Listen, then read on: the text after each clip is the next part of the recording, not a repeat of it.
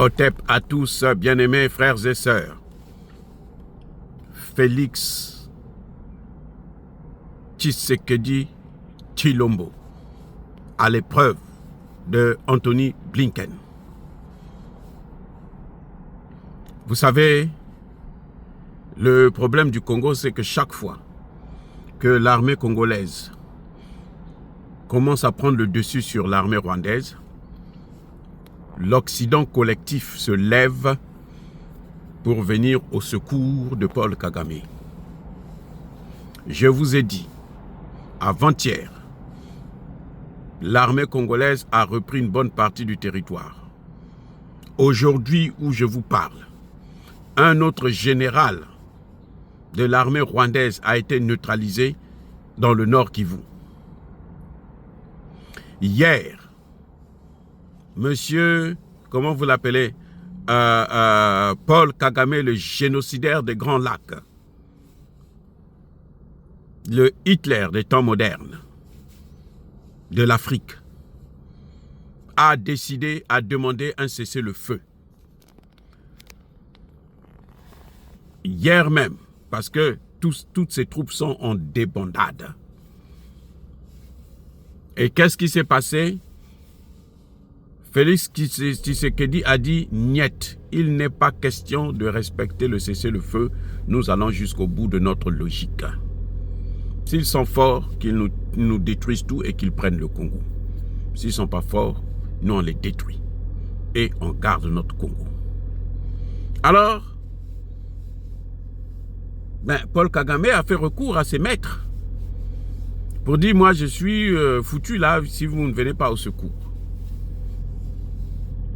Aujourd'hui, Tshisekedi dans le Kansai reçoit un coup de fil de Anthony Blinken qui lui demande d'arrêter le combat. Il demande un cessez-le-feu de sa mère.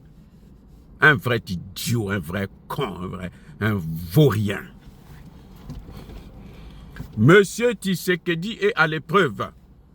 Que va-t-il faire? Va-t-il demander, donner l'ordre d'arrêter le combat? On attend sa réaction. Va-t-il demander que ses soldats puissent respecter le cessez-le-feu? Nous attendons sa réaction. Mais que Tshisekedi sache que le Congo ne lui appartient pas. Le Congo appartient aux Congolais. Le Congo appartient aux Africains. Aux Africains qui veulent la paix au Congo. Pas aux Africains qui viennent pour détruire le Congo, pour tuer des Congolais comme Paul Kagame. Le Congo, il y a des gens qui se demandent parfois, mais toi tu es du Congo-Brazzaville, pourquoi tu plaides pour le Congo? Oui, parce que moi, je fais partie de ceux qui, comme Patrice Lumumba, ceux qui, comme Franck Fanon, ont compris que le développement de l'Afrique doit passer par la libération totale de la RDC. Tous ceux qui sont contre, qui déstabilisent la RDC, sont contre le développement de tout un continent. Pas de la RDC seulement, mais du continent africain. Attendez, non, je reprends. Franck Fanon disait, l'Afrique est un revolver. La gâchette de ce revolver se trouve en RDC. La gâchette de ce revolver, c'est la RDC. Patrice Lumumba a dit, l'Afrique, le Congo est le cœur de l'Afrique. Et ce cœur est en train de saigner. Voilà ce que Patrice Lumumba a dit.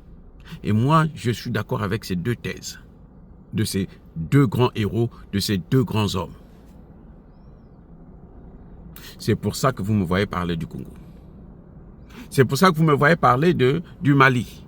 C'est pour ça que vous me voyez parler du Burkina, du Niger, de la Côte d'Ivoire, du Sénégal. Parce que c'est l'Afrique qui gagne chaque fois que ces pays-là s'émancipent. Et c'est l'Afrique qui perd chaque fois que ces pays-là sont morcelés, sont dominés, balkanisés, pillés l'Afrique qui perd.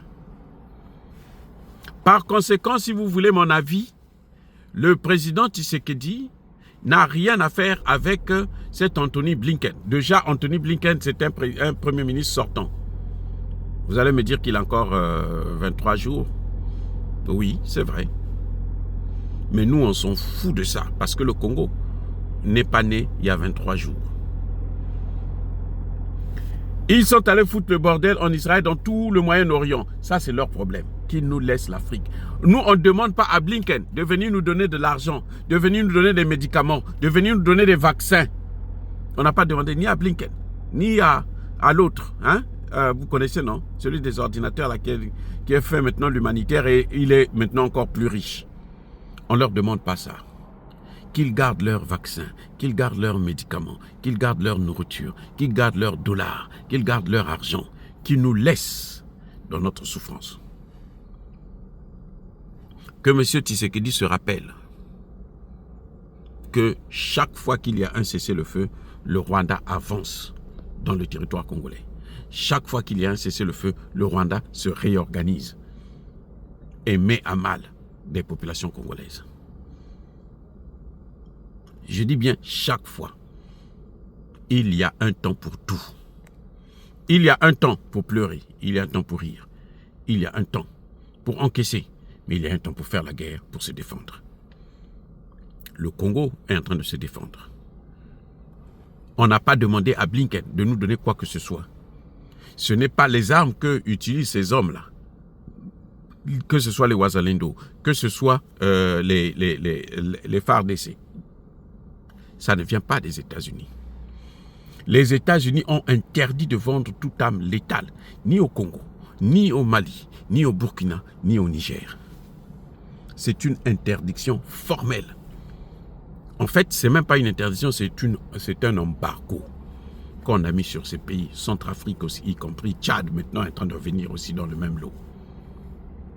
Alors, bien-aimés frères et sœurs, j'espère que le président Tshisekedi ne va pas tomber dans ce petit piège.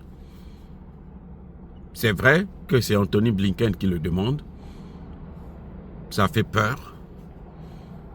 Mais aujourd'hui, Tshisekedi a un choix à faire. Ou c'est Anthony Blinken, ou c'est son peuple. Tshisekedi a vu comment tout le peuple congolais a sauté, que ce soit au Congo, que ce soit à l'étranger. Comment la jeunesse africaine s'est mobilisée, a soutenu les réformes qu'il venait de faire. Alors, qu'il sache que nous sommes en train de le regarder.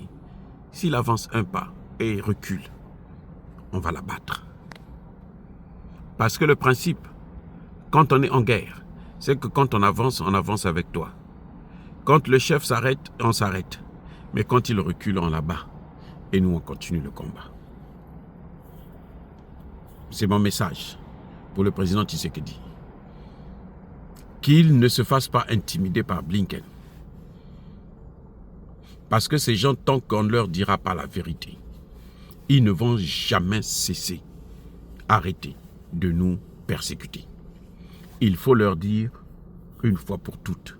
C'est à eux d'aller parler à Kagame. S'ils veulent le cesser le feu, Kagame n'a qu'à retirer ses troupes, les ramener chez lui, qu'il les rappelle, qu'ils appellent M23, qu'ils repartent au Rwanda. S'ils rentrent au Rwanda, le lendemain, il y a le cessez-le-feu qui est là.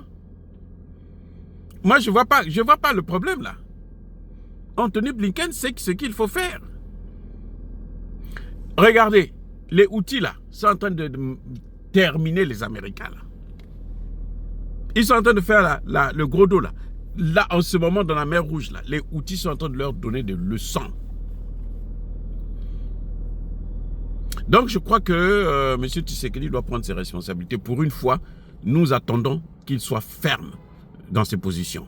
Qu'il ne nous dise pas, nous, on fait la diplomatie. Il n'y a pas de diplomatie quand des Congolais sont en train de mourir. Il n'y a pas de diplomatie. La diplomatie, là, c'est quand les Congolais sont en train de vivre, sont contents, sont en train de vivre chez eux tranquillement. Il y a déjà trop de millions de morts, trop de millions de déplacés. Il faut que ça s'arrête. Soyez bénis.